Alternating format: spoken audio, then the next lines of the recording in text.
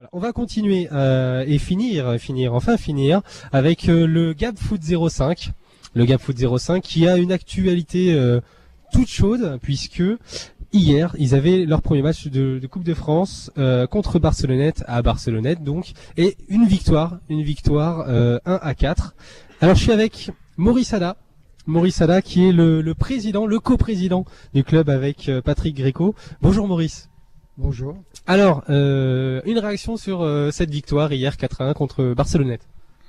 La réaction, elle est tout à fait, elle est bonne. D'autant plus que je pense que c'est les joueurs qui ont joué, hein, c'est pas les dirigeants, mais les joueurs ont montré quelques facilités pour se composer dans une nouvelle équipe, parce qu'il y a quand même une nouvelle équipe, il y a des nouveaux, et ça a été bien pris avec les entraîneurs. C'était un match pas facile, petit terrain, mais au moins ça a permis de consolider l'équipe, quoi. Alors, c'est étonnant, mais peut-être pas si surprenant que ça. Barcelonnette, c'est la première équipe que vous rencontrez alors que je me rappelle, promotion honneur de la poule B, c'est bien ça. Est-ce que ça reste, c'est un petit sujet du moment. Est-ce que ça reste intéressant pour vous, club de Gap, de faire partie de participer à la Coupe de France, sachant que vous rencontrez au début les mêmes clubs que vous rencontrez en championnat? Je crois que d'abord, en tant que sportif, on n'a pas le droit de refuser les matchs. Je crois que tout sportif doit passer par tous les niveaux. Nous, on passe par les tout petits niveaux, on grandit petit à petit, et on doit se faire à l'idée de rencontrer toutes les équipes que l'on doit rencontrer. Pour nous, il n'y a pas de petits matchs, il y a simplement des rencontres qui doivent d'abord, premièrement, consolider les équipes, parce qu'il faut qu'on consolide le club, et on se doit de jouer, même si c'est des petites équipes. Mais il n'y a pas de petites équipes en football, on ne sait jamais. Surtout en Coupe de France. Surtout en Coupe de France. En Coupe de France, on pourrait peut-être rêver d'un parcours à la petite poussée en Coupe de France. Ça veut dire que c'est un des plus petits clubs qui arrive le plus loin possible et après reçoit une subvention de la fédération. On pourrait vous souhaiter ça pour votre parcours en Coupe de France à Gap 05. Oui, mais c'est pas absolument le principe de base que l'on a. Hein. La Coupe de France, c'est une manière de préparer le championnat. Et le mieux possible. Donc si on rencontre des équipes plus huppées et qu'on gagne, on aura bien préparé le championnat. Je pense que c'est comme ça qu'il faut voir.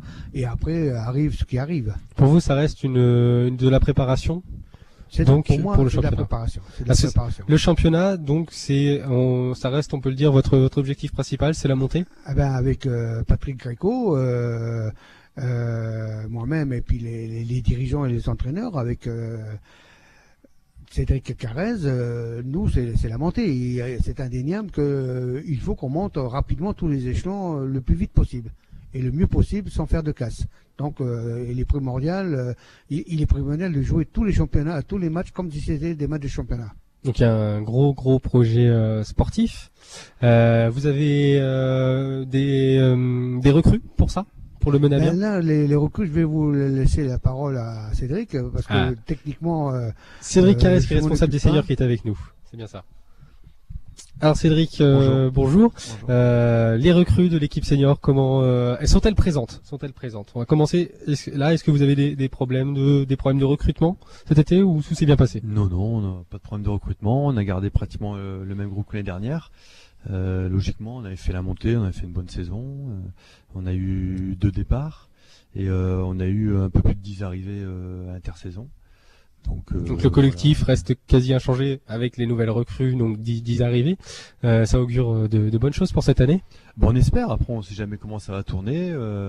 Pour la Coupe de France, là, on avait 3 joueurs qui ont intégré l'effectif.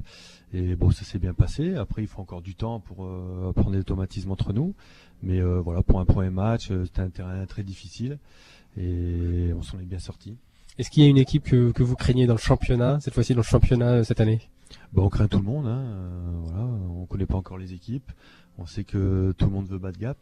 Donc on sait qu'on sera attendu partout. Vous êtes à abattre l'objectif, l'équipe à abattre? Bah oui, c'est normal. Après, on a un club à un gros potentiel avec un passé. On a joué en national, donc forcément les clubs veulent nous battre. C'est logique. Et après, le le plus gros souci qu'on aura dans le championnat, c'est les terrains à l'extérieur, où c'est vrai que pour imposer notre football de passe sur des terrains stabilisés, c'est compliqué. D'accord. Et les consignes pour le premier match de championnat, on prend les matchs un par un, c'est ça? Il n'y a pas de petits matchs, vous l'avez dit, il n'y a pas de petites équipes. Non, tout à fait, il n'y a pas de petites équipes. Faut pas se faire surprendre, vous n'avez pas le droit à l'erreur. Voilà, quand on a un objectif de montée, on n'a pas le droit à l'erreur, donc on doit être performant à chaque match. Et c'est vrai que comme Maurice l'a dit, la coupe, on se prépare justement pour la compétition de championnat qui va arriver. Et là, on a joué une équipe qui est dans notre championnat, qui descend de PHA. On a pu voir un peu ce qui va nous attendre dans le championnat. Et on espère dans le prochain tirage jouer des équipes d'un niveau supérieur. Donc il y a quand même une envie de montrer du beau spectacle, de montrer du beau jeu. Ah forcément, nous à Gap, on veut du beau jeu, on a des bons joueurs. Et voilà, le souci principal du prochain tour, on espère jouer sur un bon terrain. Voilà, pour pouvoir que ce soit la fête du football, pour pouvoir prendre du plaisir et bien jouer. On va passer tout de suite la parole à Frédéric Machado, qui est lui responsable des jeunes. Bonjour Frédéric. Bonjour.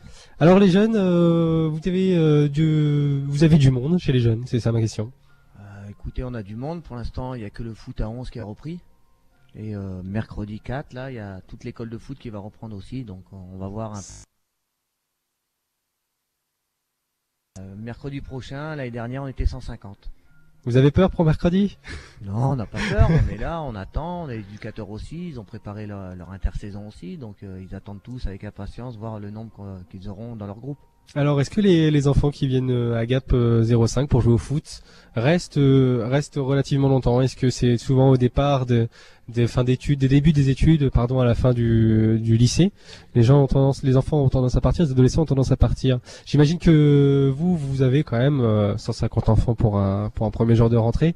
L'année dernière, j'imagine quand même que les enfants sont là, ont envie de jouer au foot.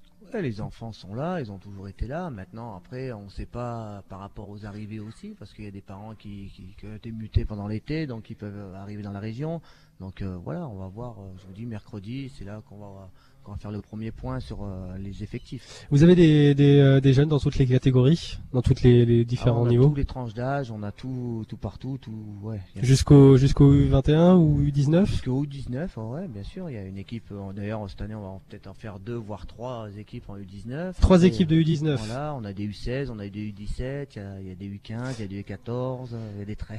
Est-ce que ça peut marcher aussi? Moi je me souviens quand je jouais au rugby à l'époque, est-ce que ça peut marcher aussi de faire jouer des U19 en équipe réserve des seniors en foot? C'est ce qu'on fait déjà, les U20, et il y en a certains que Cédric garde avec lui. Après les U19, cette année la priorité ça sera de monter, donc je pense que la priorité ça sera à eux de faire leur équipe et après nous on fera avec.